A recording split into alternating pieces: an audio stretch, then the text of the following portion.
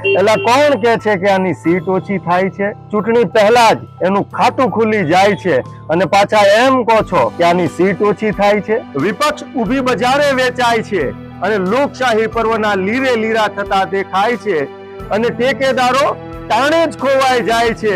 અને જુઓ તો ખરા, અપક્ષોને એક સાથે ચૂંટણી નહીં લડવાનું બ્રહ્મ જ્ઞાન થઈ જાય છે અને આમાં કોણ કે છે કે આને સીટ ઓછી થાય છે?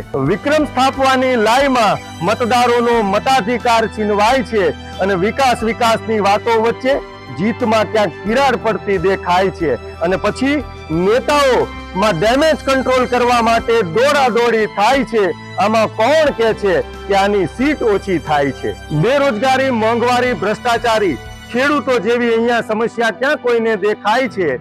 અને વોટ્સએપ યુનિવર્સિટી પર જ્ઞાતિ, જાતિ, ધર્મના નામે યુવાઓને છેતરાય છે. અહીંયા આંદોલનોને